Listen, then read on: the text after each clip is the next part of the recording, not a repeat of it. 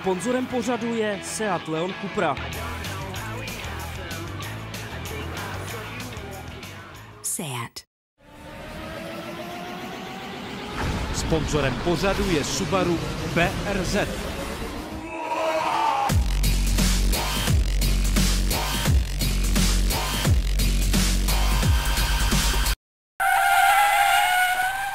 Sponzorem pořadu je český motoristický magazín Faster.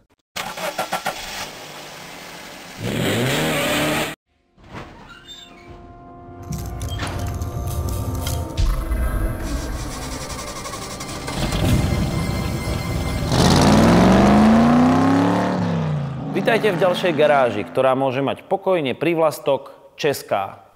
Jednoduše proto, že naše auta byly výjimeční, ovlivňovali nás a taky nás pořád ovlivňují. Dokonca aj nás, Slovákov.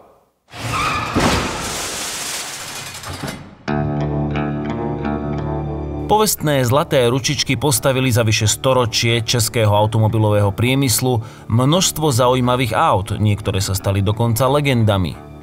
Jedni boli krajšie, iné zase viac hrdzavé, ale o pestrosť tvarov ani nápady rozhodne nebola núdza.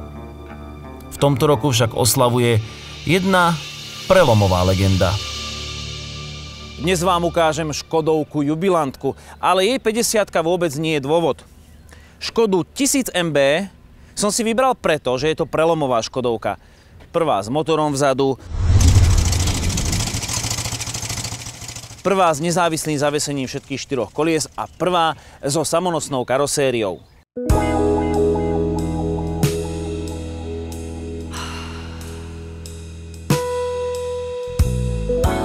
Nádhera však. Pozeráte sa na faceliftovaný model, ktorý prišiel do výroby po 4 rokoch od premiéry. Už nemal pozičné svetlá, mal modernejší predok a chýbali niektoré ozdobné mriežky. Ale napriek tomu je na čom oči nechať.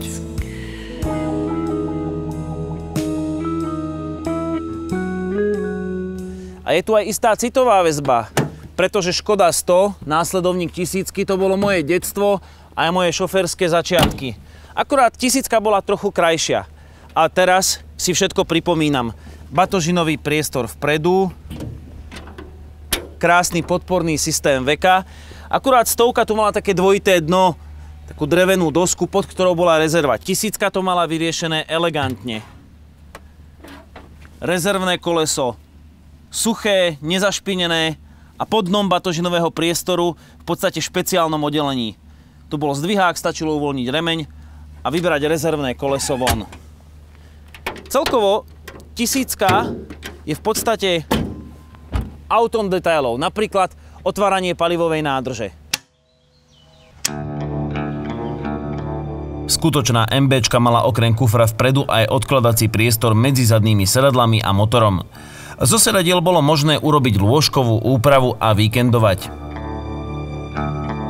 Dominantou interiéru bol veľký volant a pamätáme si aj nízky stredový tunel. Naštartujem, dáme trošku sytič, už to medzičasom vychladlo. To je zvuk. Myslím, že to môžeme už trošku aj ubrať. Toto som počúval celé detstvo. Napriek úškrnkom nad Škodovkami bol motor v roku 1964 pokrokový. Mal vtedy neuveriteľne ľahký hliníkový blok s hmotnosťou iba 9,6 kg. Nad mladoboleslaváckym motorom krútili západniari hlavou. Akurát netušili, že Škode musí vystačiť na ďalších 40 rokov. Ešte trošku studený. Pridal som mu silnejšie, tak sa zakuckal. Aj to šnekové riadenie je to isté. Vždy malo ten stred vybehaný, už taká väčšia vôľa v tom riadení bola. A my sme to takým excentrom doťahovali, lenže keď som mal presné riadenie tu v strede, tak potom tie krajné polohy išli ťažšie. Takže vždy, ak som tak išiel, no samozrejme, ruka bola vonku v okne a človek si tak našiel to miesto, ten dotyk s riadením na veľkom volante. Na začiatku mal výkon 30,9 kW a ťahal 755 kg auto. Po 2 rokoch výroby ho vyladili na 35,5 kW. V roku 1964 prišla na trh. Bola to veľká novinka. Akurát, hoci mala byť lacná, nebola až taká lacná, ako sa to od nej očakávalo. Stála 44 000 korún a to nebolo na tú dobu málo. Jednotka s medziplynom tam ide lepšie. Bolo na ňu vtedy treba 55 výplat. Toľko napríklad stál Renault 8. Ale Škodovka 1000 MB sa chytila. Tých 1000 malých bolestí, ako ju volali, boli to drobné chorôbky, ale dalo sa s ňou krásne jazdiť. Bolo to komfortné auto. Motor prešiel spredu dozadu kvôli nákladom na výrobu. Škodováci chceli lacné technické riešenie. No a kým automobilový svet s výnimkou Porsche presedlával na predný pohon, Škoda napriek úspešným experimentom nemohla predný pohon realizovať. A to iba preto, že nikto v Československu nevedel vyrobiť homokinetické kĺby a nákup zo zahraničia neprichádzal do úvahy. Totiž v rámci podpory domáceho priemyslu museli byť všetky komponenty auta vyrobené v domácich podnikoch. Toto konkrétne auto je z roku 1968. Má najazdených 25 351 km, ani o kúsok viac.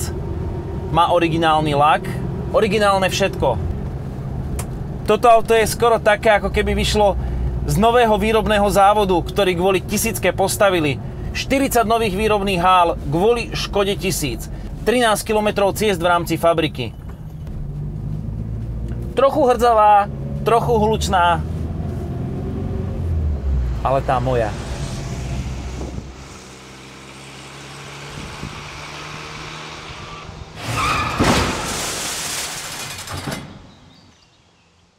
Kubo, vy ste mali na všetkých autách v štandardnej výbave margaretky? Co? Maringotky, jo? Nie. Margaretky. Jo, kvítky. No to já nevím, já jsem Octavii starou jsem nezažil. No ale bolo to zároveň obdobie, kedy tie autá boli prezdobené, so zmyslom pre detail. Prišlo mi to tak, ako keby sa niekto s tým hral, že mu na tom aute záleží. Aj keď je pravda, že aj tieto dnešné Škodovky sú zaujímavé dizajnovo, len mne prídu jednoduché. No a navrhoval jí Slovák. Ne, popravdě, Octavie nová je trošičku čistá, jednoduchá, nemá žádný kudrlinky, ale pár zajímavých detailů jako kola nebo tyhle světla. Ale tohle je sportovní auto. Nejrychlejší Škodovka všech dob. A my ideme zistiť, či je to skutočne pravda.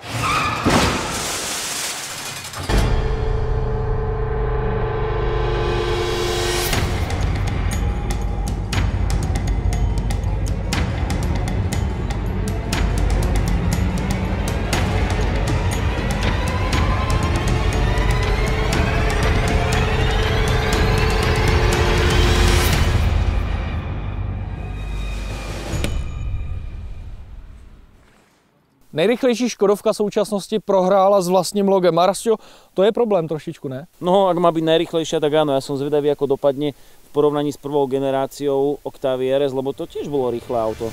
Přesně tak, bylo to první Škodovka, která dostala turbo. A máme tady limitovanou edici, která oslavuje 100 let motorsport. A vieš, čo ešte tu máme? Telemetriu, ktorú som ti namontoval do auta. Takže buď frajer a choď jazdiť so Škodovkami RS po tomto okruhu. Pochopiteľne prvá generácia má slabšie výhliadky už na papieri.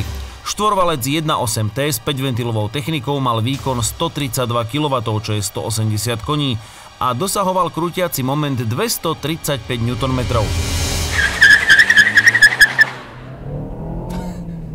Nádherný svist toho turba. Krásně, je tam ta turbodíra, taková ta prodleva po tom přeřazení, ale krásně, přes 120 jsme tady udělali. Nádherný brzdy. Tak to jsou ostrý brzdy, to už jsem hodně dlouho nezažil, teda popravdě. Větší prodleva v tom plynu. Člověk v tom cítí, no a teď už je hezky. No, chtěl jsem říct, že to auto bude nedotáčivý, je krásně příjemně přetáčivý. Prvá Octavia RS vážila 1305 kg, stovku dala za 8 sekúnd a s 5-stupňovou manuálnou prevodovkou uháňala až 232 km za hodinu. Ono se tak jakoby mírně nakloní, zaklekne, ale drží. Na těch brzdách fantastický, jenom to řízení, to je snad jediný mínus toho auta. Krásný. No jsem zvědavý na ten čas. Aktuálna generácia má 2 liter, 162 kW, 220 koní a 380 Nm. Netešte sa, hmotnosť ju nediskvalifikuje, pretože s DSG prevodovkou má iba o 35 kg viac ako prvá generácia. Stovku dá pod 7 sekúnd a maximálne ide 245 km za hodinu.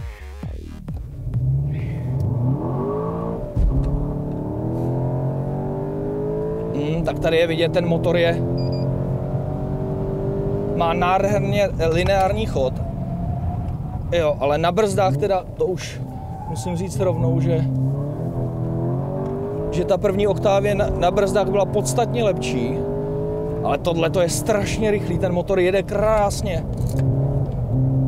Vidíte, rozdíl podstatně víc za tím předkem jde to auto, ale je strašně rychlý, to už vidím teď, že bude podstatně rychlejší než ta jedničková Octavia. Příjemně je to všechno podstatně víc tuhý, to auto drží řízení, strašně příjemný řízení, je o dost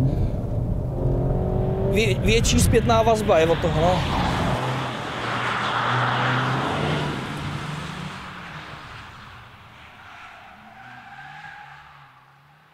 Ja som už videl prvé údaje. 7.01 si šiel štart s novou Octaviou z 0 na 100 a 9,5 sekundy s tou starou. Takže niekde na štarte si aj čosi stratil.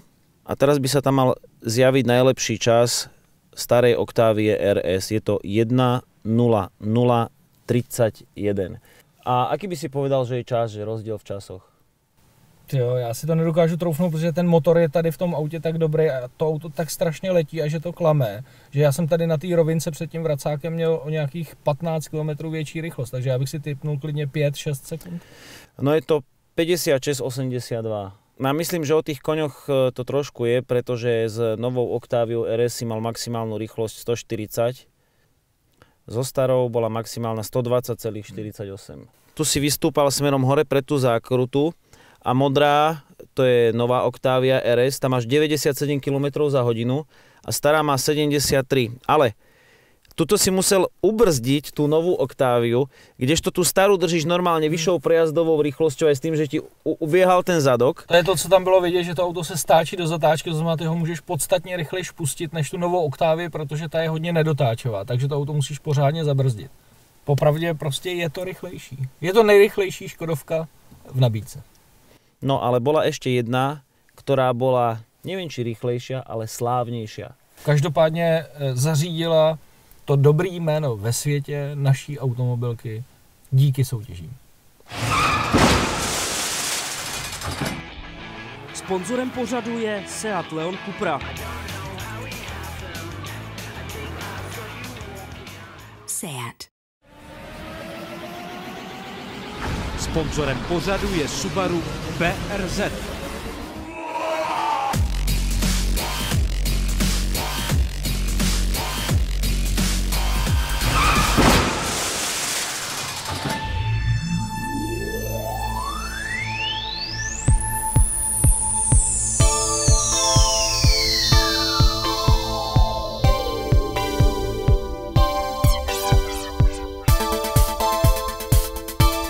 RSO vzniklo, protože předchozí 120 přestala stíhat konkurenci. Motor byl na limitu svých schopností a inženýři se museli soustředit na vylepšení aerodynamiky, snížení hmotnosti a zásadním způsobem vylepšovali jízdní vlastnosti. RSO vycházelo z užovky 110R Coupé a pohledové části karosérie kombinovaly hliník, laminát a okna byly z lehkého makrolonu. Hmotnost se podařilo snížit až na 720 kg. Zásadní byla zadní náprava se změněnou kinematikou. Tlumiče dodala firma Kony a pneumatiky přišly od Goodyearu. Do vývoje Škody 130 RS se dostaly i inovativní technologie, protože s podvozkem pomáhal počítač IBM. Čtyřválcová 13 stovka v RS měla maximálně 138 koní.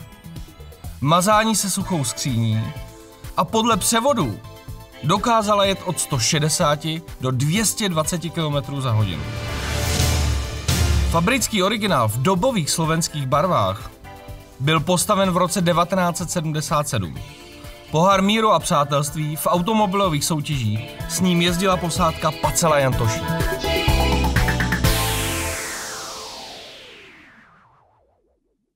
Ta nostalgie už přichází, jsem zvědav, jak se to bude ovládat.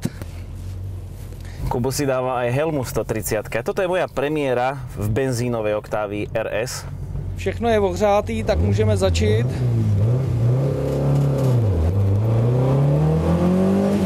Nikdy jsem v tom autě ještě neseděl, vždycky jsem to sledoval jenom v časopisech. A musím povedať, že tento motor sa zbiera úžasne. Cítim, keď dám trojku, tak dobieham 130, asi aj na brzdách. Tak je to predsa obrovský rozdiel o výkone. Ale na výjazde z vracáku strácam. To auto jde nádherně za plynem, je cítit ta lehkost v tom. Tak na rovinke by som možno na ňo mal vidieť, že toto auto je prekoňované. Podřazovat se muselo s meziplynem. Krásně. Je cítit, že to auto je lehoučký.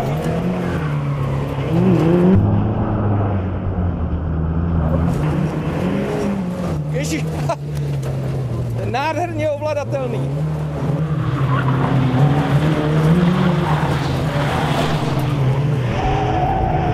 Normálne tu idem tak, koľko viem tie technické pasáže.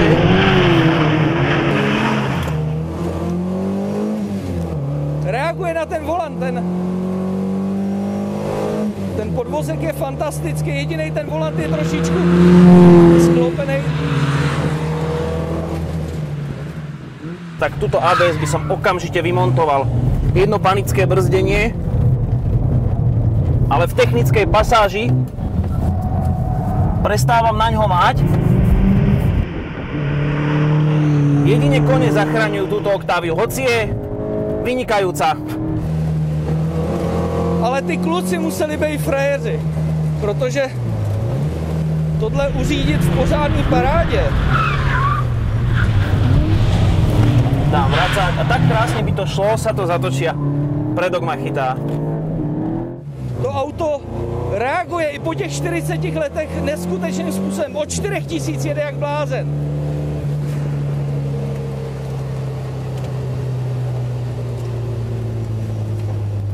Rastíku, jak jsi se bavil? Ja som sa bavil na tom, ako ideš. Ja som sa nebavil s týmto autom, pretože ono je rýchlé, v podstate ťa vie stíhať, ale v technickej pasáži nie. Len všetko za mňa robí auto. A jediné, na čom som sa bavil, si bol ty. Asi chcem vyskúšať tú 130. Mám pusu jako rohlik. To je asi nejlepší hodnocení.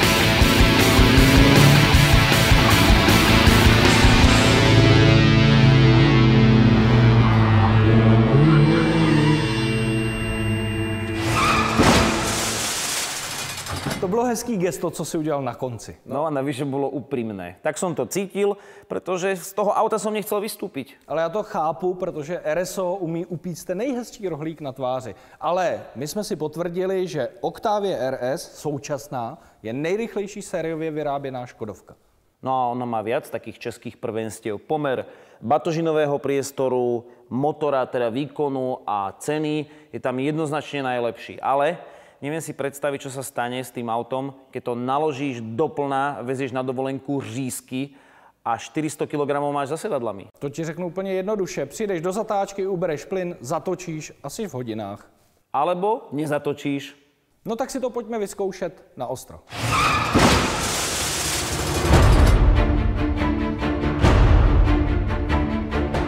V duchu hesla ťažko na cvičisku a ľahko na boisku sme navštívili Driving Academy na Slovakia Ringu. Kde inde si možno bezpečne a v simulovaných podmienkach overiť, čo by sa stalo, keby sme napríklad Octaviu RS Kombi naložili na maximálnu povolenú hmotnosť. To je 1892 kg vrátane posádky. Aby boli podmienky naozaj drsné, zapli sme si aj výchricu.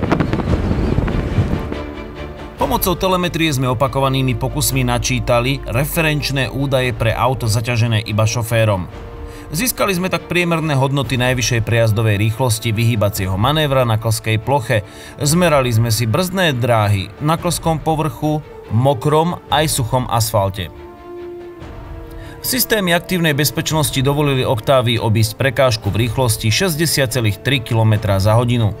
Zmerali sme aj čas prejazdu a priemernú rýchlosť manévra.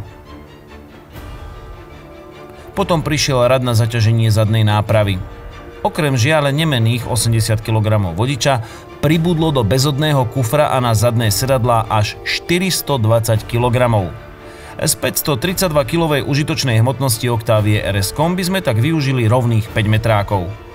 Pri pohľade na zadné kolesá bolo zaťaženie evidentné.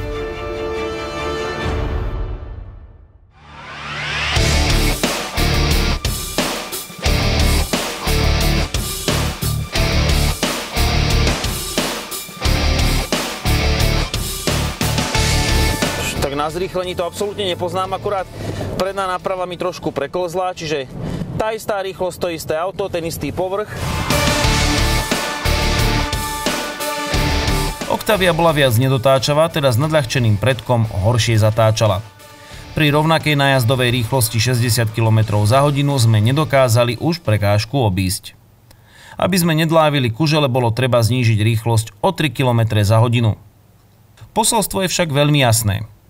Aj napriek silne pôsobiacemu stabilizačnému systému treba ísť s naloženým autom o trochu pomalšie, najmä ak potrebujete brzdiť.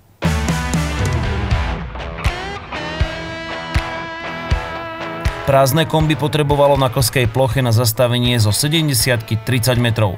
S naloženým zadkom zastavilo o 3 metre ďalej. Nebyť telemetrie, rozdiely by sme názorne asi ani nemali ako ukázať. Preto padlo pokúšanie vyskúšať otruhovú plošinu. Tu však ESP Octavie zvládlo aj na najvyššom 4. stupni náhodného myknutia auta. Aby sme eliminovali ješitnosť dokonalého šoféra, za volant si sadla žena. A aj táto s pomocou ESP zvládla. Čiže o dokonalosti môjho šoférovania niet pochýb. Octavia s dlhším rázvorom než predtým a s poslednou generáciou ESP takmer umlčala naše plánované posolstvo. To máme za tú škodoradosť, ktorou sme chceli ukázať, že to auto nie je stavané na veľký kufor a náklad. Hoci naša analýza neukázala, čo sme pôvodne chceli, tak pod dozorom stabilizačného systému a v naloženom aute počítajte s tým, že bude horšie zatáčať a o dosť horšie brzdiť. Bez ESP sú však rozdiely niekoľkonásobne väčšie.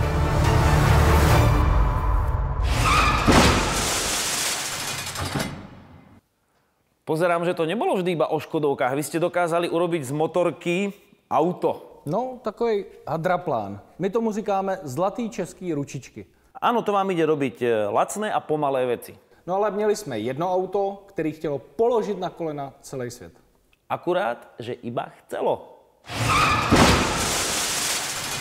Současný výrobní automobilový program u nás není příliš zajímavý, ale dřív jsme byli světovou velmocí. My jsme si vyrobili i Supersport. Vlastně 3. A všechny vznikly v garáži. Tatra V8 Metalex. První byl vyroben v roce 91, ale tohle je poslední kousek z roku 93. Stojí na nápravách Tatry 700 a tady pod tou zadní kapotou má neskutečný 8válcový motor. Taky z Tatry. A mě to láká jí nastartovat a projet se.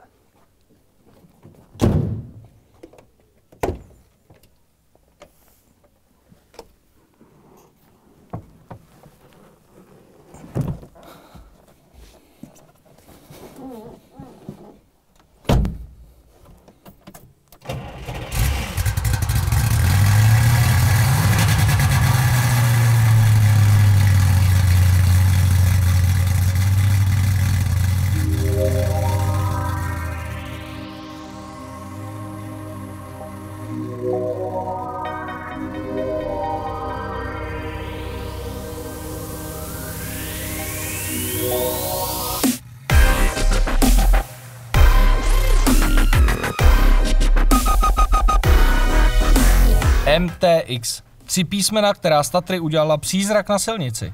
Placatá laminátová karosérie od Václava Krále ohromovala svojí stavbou. Před zadní nápravou byla V8 s objemem 4 litrů. Poslední prototyp měl lehce přes 300 koní. Atakoval 265 km a na 100 se dostal za 5,6 sekundy. Určitě byste měli vědět, že vyklápěcí světla alias mrkačky pocházely z BMW 850. Tlačítka především z Favorita a zadní 17-palcové pneumatiky měly rozměr 335x35. Tohle auto vlastnil Ital, který s ním jezdil z Prahy do Milána, ale to auto mělo tolik much, že on ho potom zpátky vrátil do Metalexu a díky tomu v něm můžeme sedět a jezdit. Tady nejsou třeba, to auto není odvětrávaný, nemá stahovací okýnka, ale úžasný je to, jak tady poznávám tisíce tlačítek a věcí ze škodováckých modelů. To je vlastně made in Česko. Tady ty tlačítka z Favorita, zamykání schránky před polujezdcem z Favorita, světýlko ze 120, ale úžasný jeden tachometr do 300 km v hodině. Ale dokonce to bylo chytře postavený auto, protože tady já mám tlačítko, kterým si můžu vypnout nebo zapnout posilovač řízení. To znamená, když pojedu 260 km na dálnici, tak aby to auto lépe reagovalo, já ho cítil, tak si tady můžu vypnout posilovač. Když dojedu do města, zapnu posilovač, to auto se lehčeji řídí. To znamená, to bylo geniálně vymyšlené auto proto, aby se s ním dalo úplně běžně jezdit na těch běžných silnicích. To je znát i tím, že je větší světlá vejška toho auta. Nádherný zvuk toho hrubého tatrováckého osmiválce. On nemá takovou tu briskní reakci na plyn, že by se to rozjelo, ale od 4000 vejš to auto nabere takovou tu mamutí sílu a jede. To je automobilová krása, která se udělala v České republice. Nádhera. Ďalšia garáž sa končí a videli ste to najlepšie z automobilových Čech. Hoci vyrábajú sa tu aj iné autá a na tie dojde rad niekedy na budúce. Takže na viděnou a příště v terénu. Dovidenia.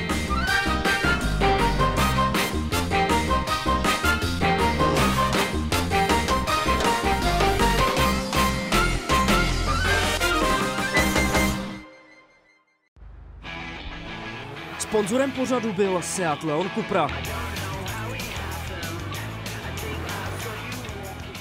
Seat. Sponzorem pořadu bylo Subaru BRZ.